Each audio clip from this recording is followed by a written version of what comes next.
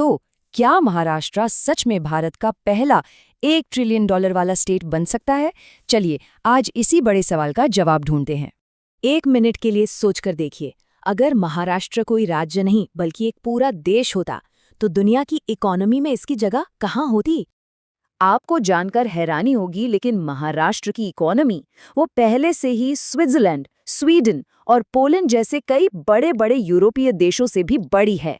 जी हाँ, ये आंकड़ा अपने आप में महाराष्ट्र की आर्थिक ताकत को दिखाता है। देखिए, भारत का सपना है $5 ट्रिलियन की इकोनॉमी बनने का, और ये सपना सच होगा राज्यों के दम पर। और यहीं पर राज्यों के बीच एक कह सकते हैं एक रेस चल रही है $1 ट्रिलियन क्लब में शामिल होने की, और इस रेस में महाराष्ट्र फिलहाल सबसे आगे नजर आ रहा है। तो चलिए सबसे पहले इसके पीछे का गणित समझते हैं। ये आंकड़े कहते क्या हैं? तो आज की तारीख में महाराष्ट्र खड़ा कहाँ है? देखिए, 2025-26 के अनुमान को देखें तो राज्य की जो कुल अर्थव्यवस्था है, मतलब जीएसडीपी, वो करीब 660 बिलियन डॉलर की है। इसका सीधा सा मतलब ये हुआ कि $1 ट्रिलियन के उस मैजिकल फिगर तक पहुंचने के लिए महाराष्ट्र को लगभग $340 बिलियन और जोड़ने होंगे, और ये कोई छोटी मोटी रकम नहीं है। अब सवाल ये है कि ये होगा कैसे? इसके लिए राज्य को हर साल लगभग 15 से 17% की नॉमिनल ग्रोथ रेट चाहिए होगी।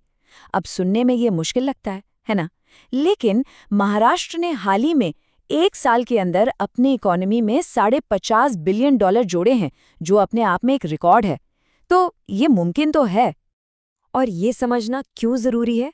क्योंकि जैसा कि हम यहाँ देख सकते हैं, भारत की पूरी जीडीपी में अकेले महाराष्ट्र का हिस्सा करीब 15% है। मतलब ये राज्य सच में भारत का इकोनॉमिक इंजन है। तो सवाल फिर वही, ये जबरदस्त ग्रोथ आएगी कहाँ से? इसका जवाब छिपा है महाराष्ट्र के मेगा इंफ्रास्ट्रक्चर प्लान्स में। इस पूरे मास्टर प्लान के 4 मेन पिलर्स हैं। पहला, शहरों के अंदर कनेक्टिविटी, जैसे मुंबई का ट्रांस हार्बर लिंक और कोस्टल रोड।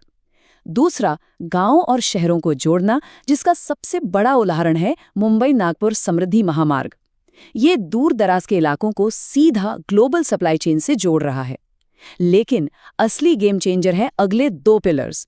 एक है वधवन मेगापोर्ट, जिसमें दुनिया के टॉप 10 पोर्ट्स में शामिल होने का दम है, और दूसरा है नवी मुंबई इंटरनेशनल एयरपोर्ट।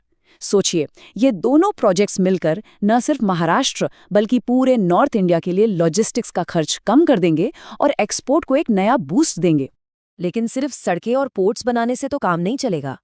असली दम तो महाराष्ट्र के इंडस्ट्रियल सेक्टर से आता है। महाराष्ट्र हमेशा से देश का इंडस्ट्रियल पावर हाउस रहा है। देश का करीब 20% इंडस्ट्रियल आउटपुट यहीं से आता है।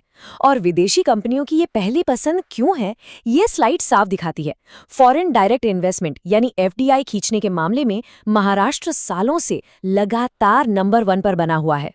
पर ये $1 ट्रिलियन का लक्ष्य सिर्फ पुरानी इंडस्ट्रीज के दम पर पूरा नहीं होगा। इसीलिए अब फोकस है भविष्य के सेक्टर्स पर, जिन्हें हम सनराइज सेक्टर्स भी कहते हैं।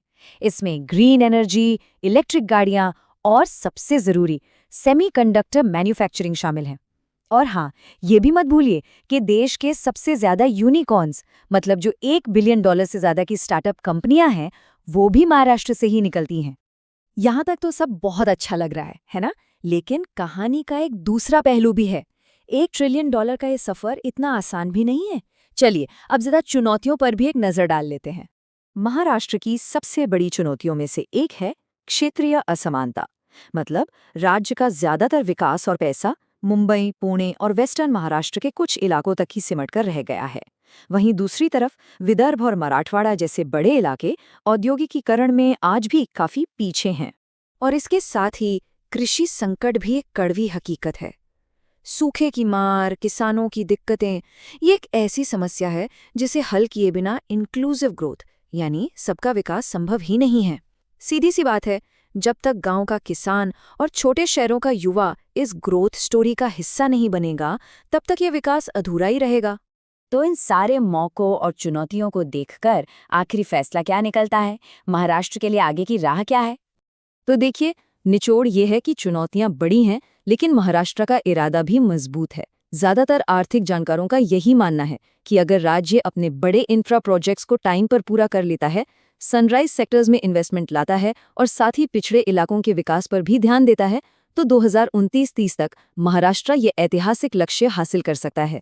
महाराष्ट्र तो इस रेस में सबसे आगे है, लेकिन भारत का पहला $1 ट्रिलियन वाला राज्य बनने की ये दौड़ जीतेगा कौन, ये देखना वाकई दिलचस्प होगा।